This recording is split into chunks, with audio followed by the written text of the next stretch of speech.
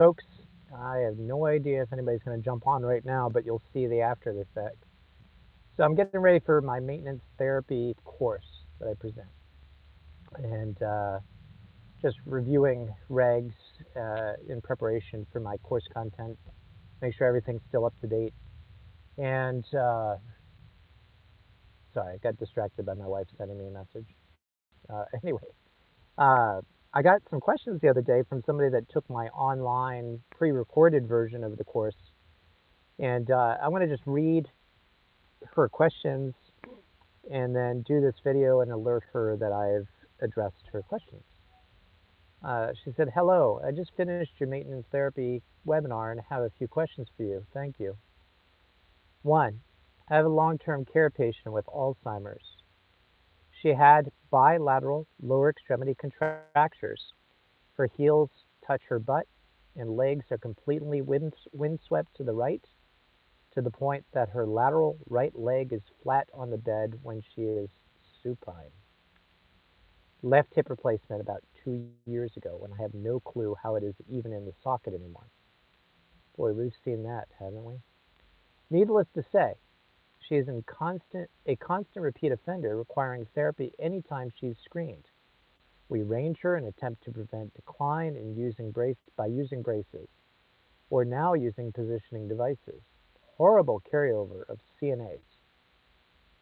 Surprise. For positioning devices, braces upon discharge from therapy, despite return demo and education. When she gets put on FMP, we don't have restorative maintenance program."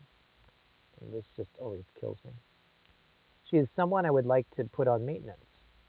Her limited range of motion affects her positioning and her wheelchair positioning, bed positioning, and peri-care by CNAs.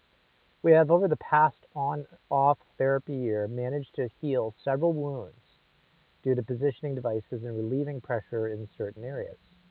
Is she someone that I could justify forever maintenance therapy with, due to requiring anatomical positioning alignment knowledge to perform her stretches effectively, and therefore maintain wheelchair positioning, bed positioning, and improve the ability of the CNAs to complete peri-care?" Whoa, that is a loaded question. Let's start off with the fact that she has Alzheimer's.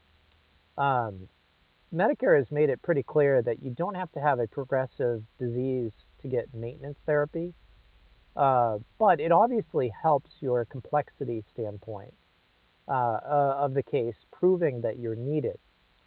Her contractures are terrible, and if they've been going on for this long, my question at this point would be, are they even uh, uh, therapeutically improved at this point? Um, I'm seeing if anybody's watching. I can't tell if anybody's watching.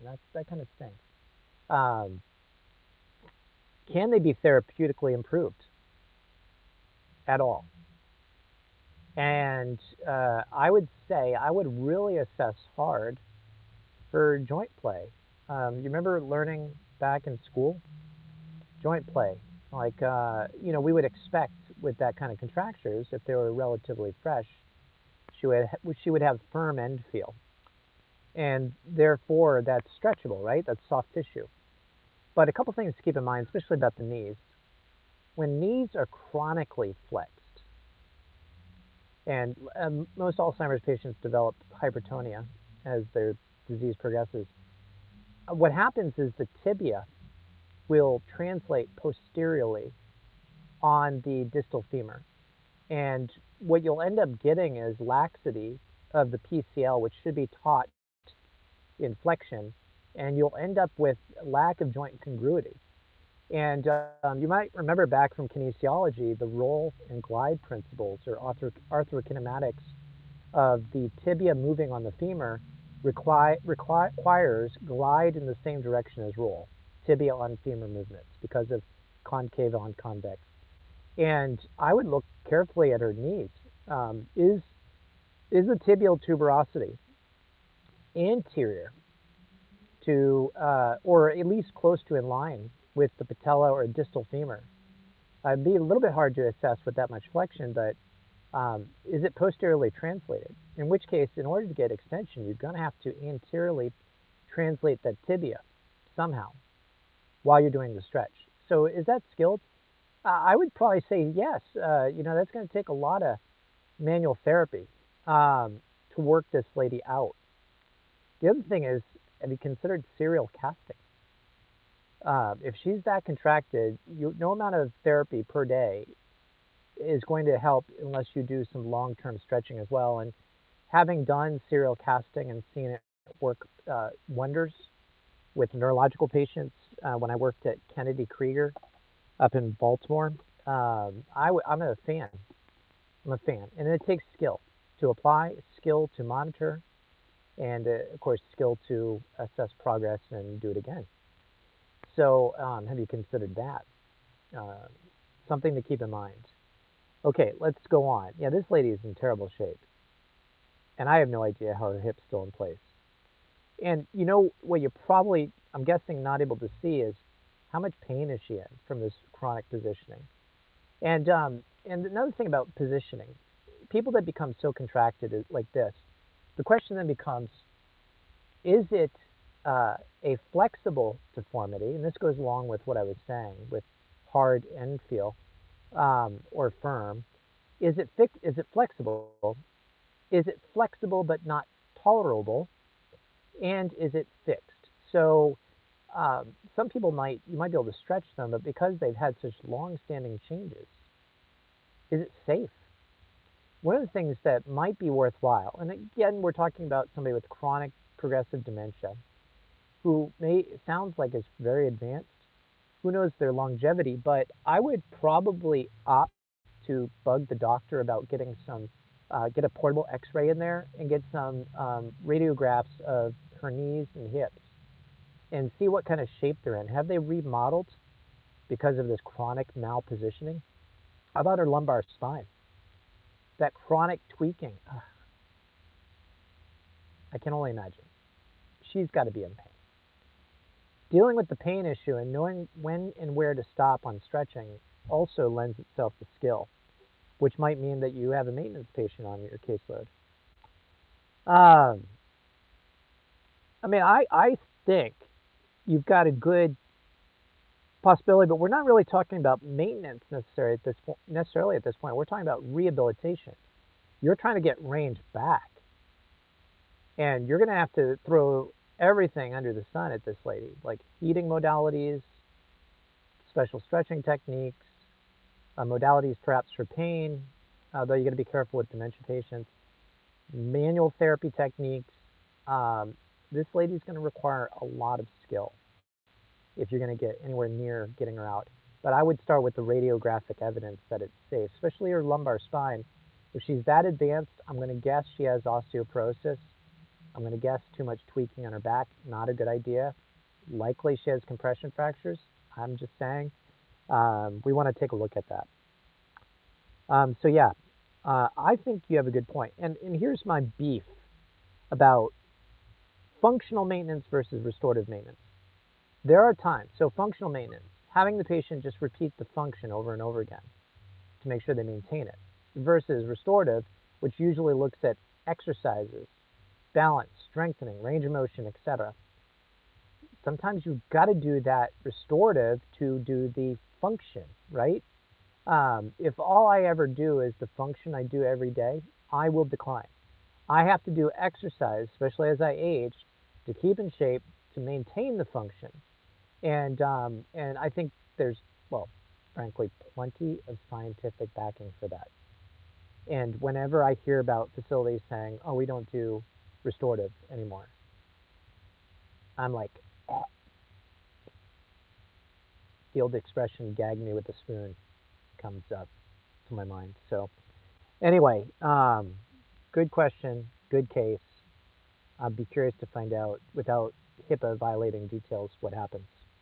Okay, here's another one. Another long-term care patient. Boy, this lady's getting her money's worth out of my course. Another long-term care patient.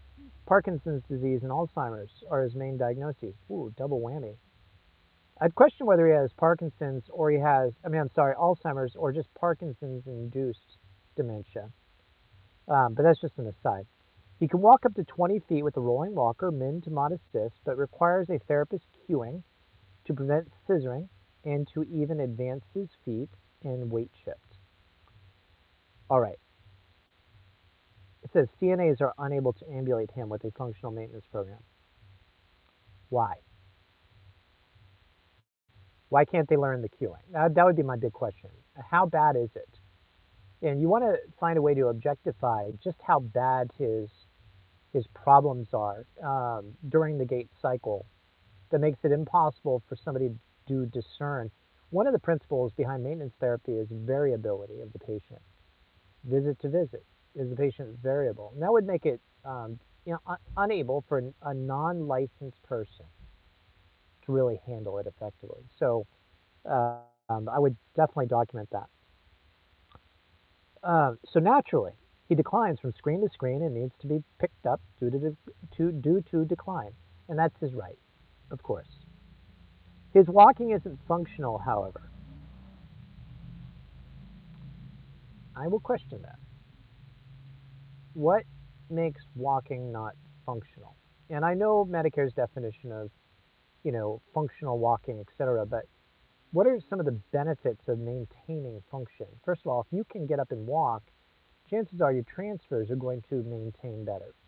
If you stop walking, the transfers are definitely going to go down. And so one of the benefits of a functional walking program is just maintaining that transferability, general conditioning, bed mobility. It's a harder level of function. It requires more energy. Therefore, it makes sense that it's going to help maintain the other areas. So I would say definitely do the walking. It's functional. Um, if anything, it's restorative. Okay, let's go on. And he needs to maintain strength for transfers. Okay, she brings it up. Okay, very good. I think I'm struggling with him, and if I could justify maintenance on him, he is also 6'4" and I'm 5'2". Yeah, that makes it a little scary. And a big guy overall. And a big overall guy, so nursing has difficulty with him in general, especially if his transfers decline. Let me say something about big people. All right, and I'm all for patient rights. This whole shot issue. You know what shot I'm talking about, right? Shot issue. I maintain that all patients, including therapists, have a right to say yes or no to medical interventions. So I'm all about patient rights, but one of the things I would advocate for is working with dietary. If he's a big guy, and it's hard to mobilize him, and frankly, being obese is going to negatively impact his maintenance.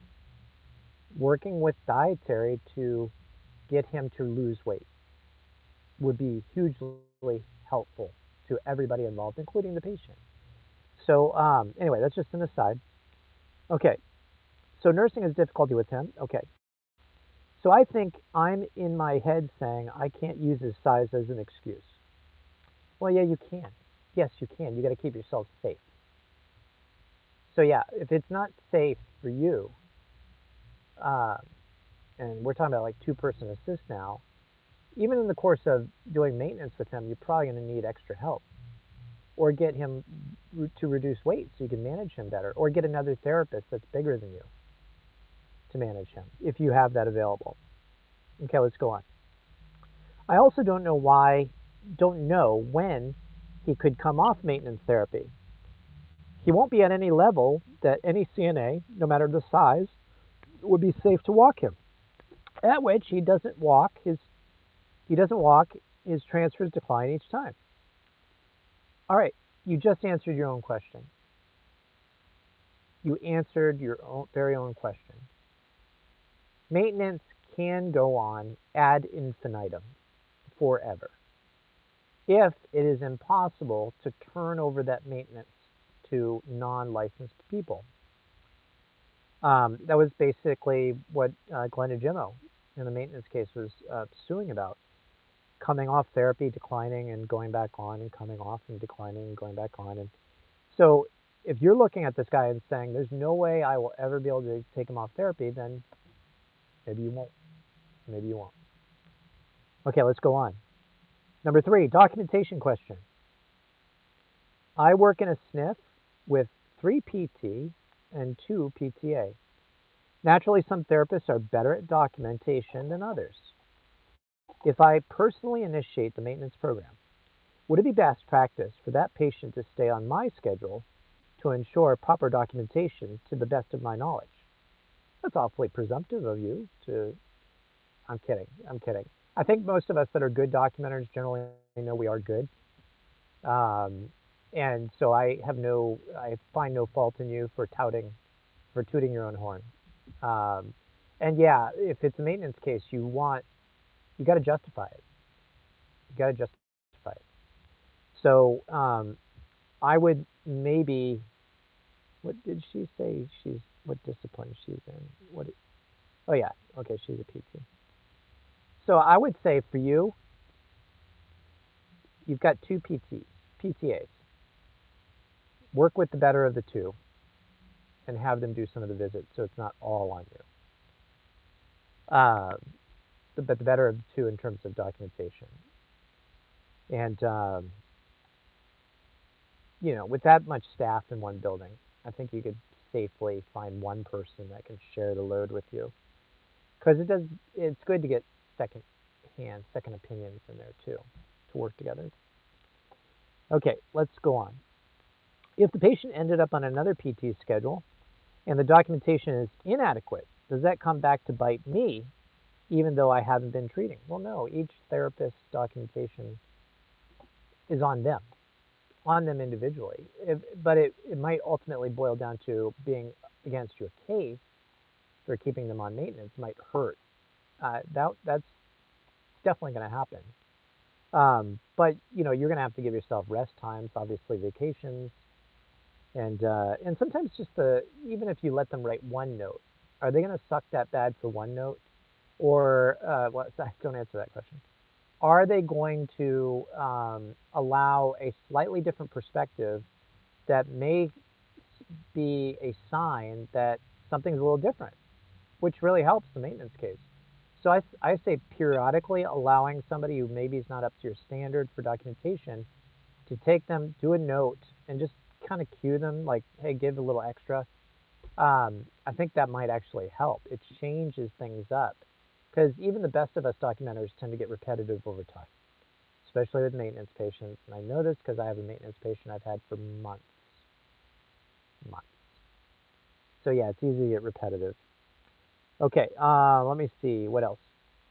On the opposite side, patient in question 2 is seen by another therapist mostly since I came back from maternity leave. In my opinion, their documentation is poor and doesn't necessarily state why a therapist is needed.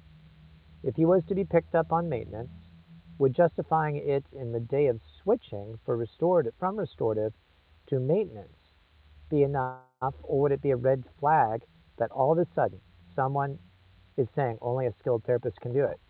Yeah, yeah, that's a red flag. One of the things that happens in skilled nursing facilities is that if you get a denial, nursing documentation is required. And obviously, if they're on a maintenance program with nursing, that's going to become valuable documentation to a reviewer determining why therapy. Why did therapy need to pick up at this point? And why can't the maintenance program continue? So um, I think you're absolutely right. It's a red flag. Thank you, thank you. I'm the annoying person with 1,000 questions during classes, and I'm just going to say her first name, Lisa. Thank you, Lisa.